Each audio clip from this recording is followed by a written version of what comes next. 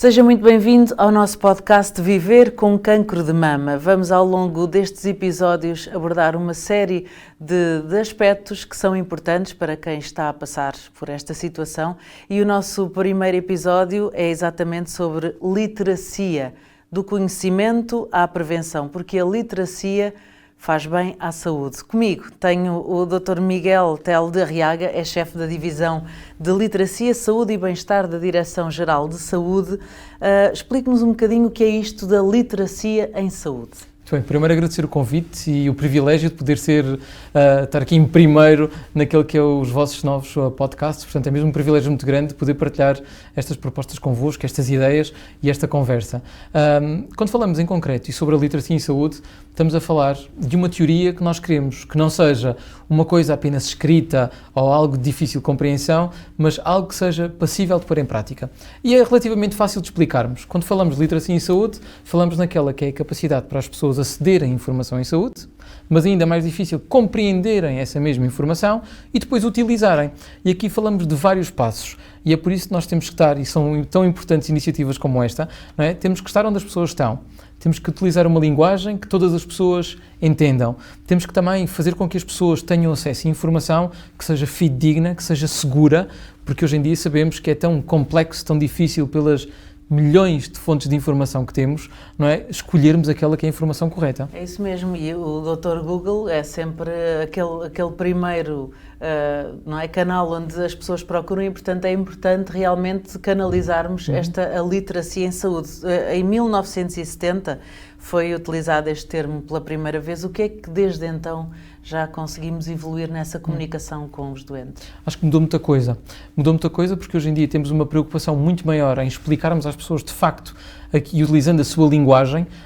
É tão importante que isso aconteça, porque não temos que estar do alto de um pedestal do conhecimento, não é? E utilizamos a nossa linguagem do dia-a-dia. Se tivermos à nossa frente pessoas que estão a utilizar outro tipo de linguagem. E isto não tem nada a ver com sabermos mais ou sabermos menos. Tem a ver com aquela que é a nossa capacidade de nos podermos fazer entender. E é exatamente para isso que serve também a literacia em saúde. Ou seja, conseguimos explicar de forma fácil, de forma simples, aquelas que são as diferentes ações, os diferentes comportamentos. E o que mudou ao longo do tempo em termos de literacia em saúde foi o facto de não ser apenas uma coisa estática, ou seja, não é apenas uma conversa, mas é também ativarmos o comportamento das pessoas. Só é útil para mim ter informação em saúde se depois a utilizar. Se não a utilizar, não me serve para grande coisa. Pois, eu há pouco falava na informação para os doentes e não só, porque na verdade a informação tem que chegar a toda a gente que está doente, que não está doente, felizmente, e portanto já um bocadinho também ter algum conhecimento para, no fundo, prevenir, não é?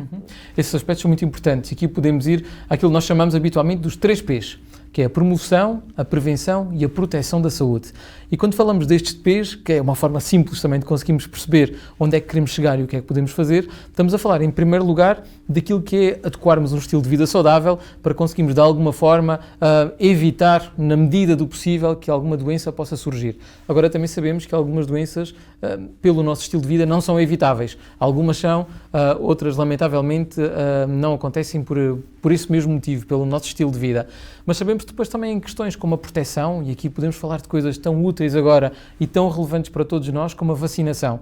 Falamos da vacinação contra a gripe sazonal, como temos agora, portanto aquela gripe que todos os anos acontece e que temos sempre uma vacina todos os anos, e aliás estamos a alargar cada vez mais os grupos das pessoas que são vacinadas contra a gripe, porque percebemos que queremos e precisamos ter uma população ainda mais protegida. E felizmente Portugal é um exemplo no mundo daquela que é a cobertura vacinal, de todas as vacinas do nosso Programa Nacional de Vacinação, mas também, por exemplo, da vacina contra a Covid-19. E aqui fomos também um exemplo extraordinário, que acho que deve ser um motivo de orgulho para todos nós, porque conseguimos fazer aqui um balançar entre aquilo que nos dá a ciência, entre aquilo também em que nós acreditamos, no tal acesso à informação e, de facto, agirmos. Ou seja, se soubermos muitas coisas sobre vacinação, mas se na realidade não nos vacinarmos, vai-nos servir para muito pouco. E conseguimos fazer isto, equilibrar, balançar estas diferentes dimensões e conseguimos chegar aqui a pontos que são extraordinariamente importantes. É tal parte da promoção. Mas depois precisamos ainda mais. Eu preciso também de saber e de conseguir reconhecer aqueles que serão alguns sinais ou sintomas, não é? Para poder agir o mais rapidamente possível. Porque sabemos que quanto mais cedo nós conseguimos detectar um determinado problema, melhor à partida será o prognóstico, a possibilidade de sucesso. Exatamente, conseguimos lidar com uma determinada doença. E, portanto, estes 3 P's acho que nos ajudam a orientar-nos de forma mais simples e fácil para conseguirmos compreender como é que a literacia pode ser tão importante nestas diferentes áreas. E sabemos mesmo que níveis mais elevados de literacia em saúde ajudam-nos bastante nestas dimensões. E, portanto, acho que devemos fazer todos um esforço para sabermos mais e melhor, mas também para nos conseguirmos direcionar para aquelas que são as tais fontes seguras de informação.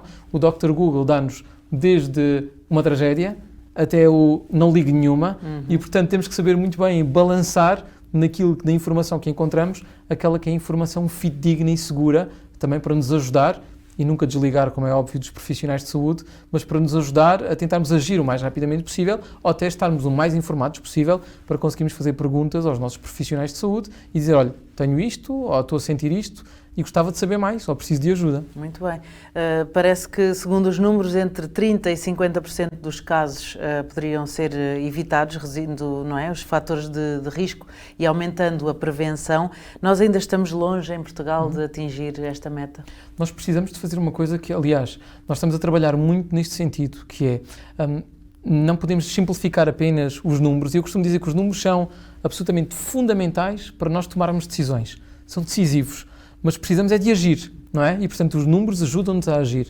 E eu acho que temos que fazer algo, aliás, é exatamente daí que nós temos também desenhado as nossas intervenções, e quando digo desenhado é pensado e agido em conformidade, para conseguirmos fazer algo que é extraordinariamente importante. Não basta para mim ter um estilo de vida saudável para conseguir reduzir esses números. Eu preciso muito mais. Preciso disso, preciso dos rastreios, preciso do acesso à informação, preciso de procurar cuidados, preciso de saber também comunicar. Os meus profissionais precisam de saber comunicar comigo, os meus profissionais de saúde, e eu comunicar com os meus profissionais de saúde e adaptarmos e criarmos, balançarmos.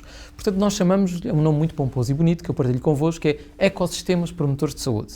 Que na prática é termos uma sociedade, um mundo que nos rodeia, que nos permita que as nossas escolhas sejam, e que as decisões que tomamos, que a escolha saudável seja a escolha simples e a escolha fácil.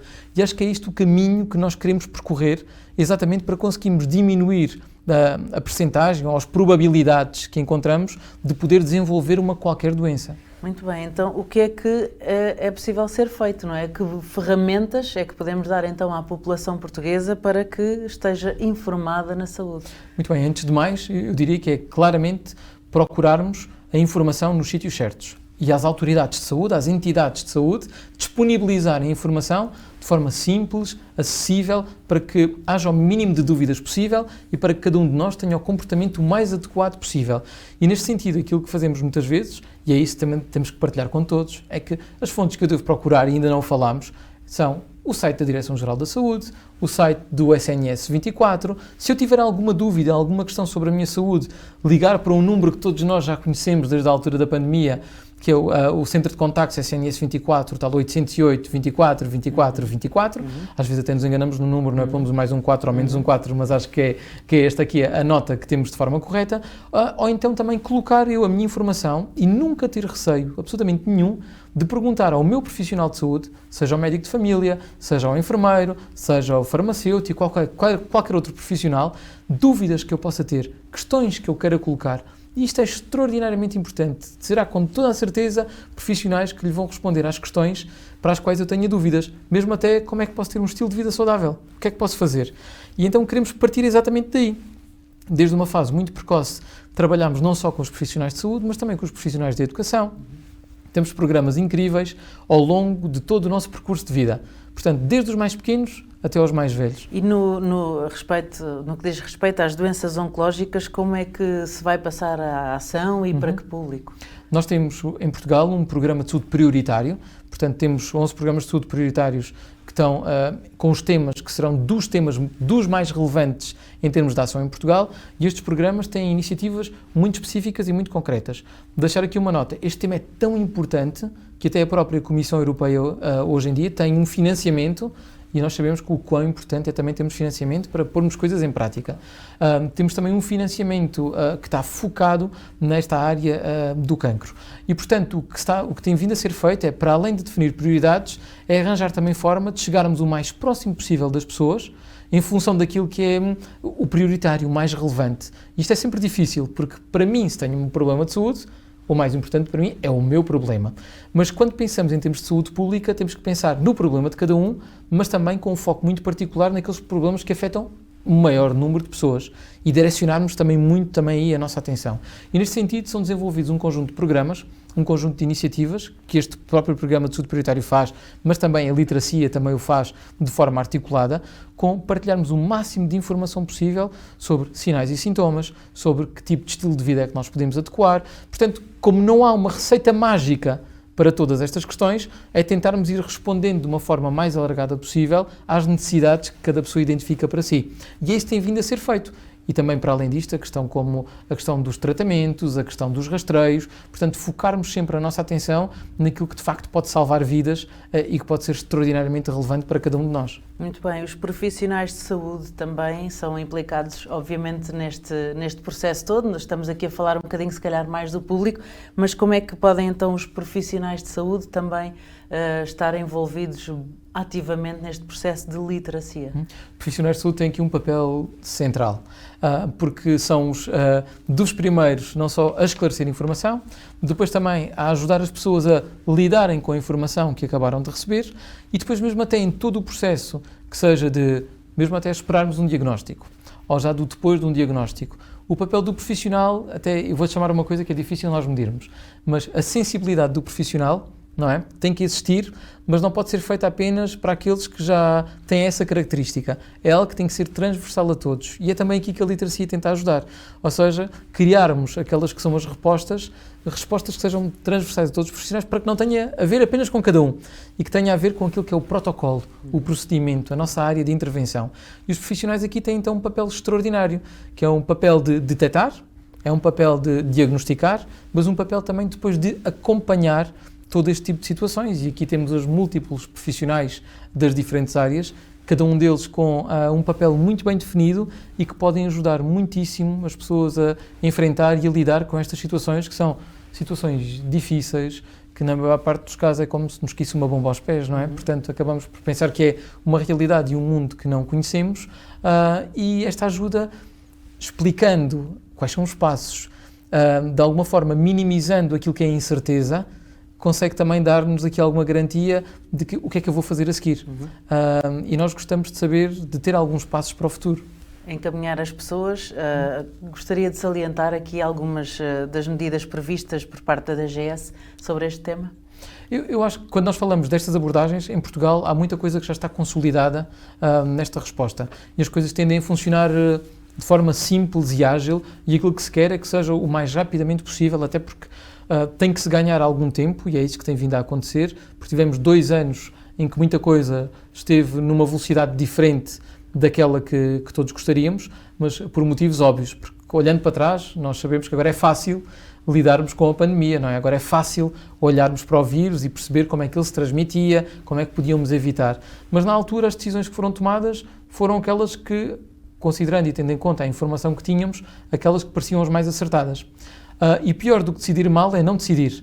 E, portanto, agir sem conformidade, e até acho que Portugal foi um bom exemplo, serve o que serve, e serve bastante porque permite-nos salvar vidas. Mas Portugal foi um bom exemplo durante grande parte da pandemia, tivemos situações difíceis, como tiveram todos os países, mas agora é fundamental recuperarmos também muito daquele tempo, não só nesta área, como noutras áreas da saúde. E esta recuperação deste tempo faz através também dos rastreios, da procura, da identificação, do promovermos e darmos literacia às pessoas, para que nós também tenhamos um papel, nós enquanto cidadãos, tenhamos um papel muito ativo naquela que é a procura de cuidados. Devemos ser também nós os primeiros a detectarmos toda a informação. A responsabilidade nunca pode ser atirada apenas para as pessoas, mas temos que nós ter um papel também ativo neste sentido. Mas também temos de estar confortáveis. E é também para isso serve a literacia, para nos dar ferramentas, para ficarmos confortáveis, para discutirmos com os nossos profissionais de saúde, para ligarmos para a linha de atendimento, para procurarmos informação nas fontes fidedignas. Muito bem, recordando então os 3 P's. Prevenção, promoção e proteção da nossa saúde. Muito obrigada, Dr. Miguel Telo de Arriaga, chefe da Divisão de Literacia, Saúde e Bem-Estar na Direção-Geral de Saúde. Ficam aqui algumas notas para então estarmos atentos, porque a literacia faz bem à saúde. Muito obrigada e é ficar atento aos nossos próximos episódios do podcast Viver com Cancro de Mama. Muita saúde, ânimo e força.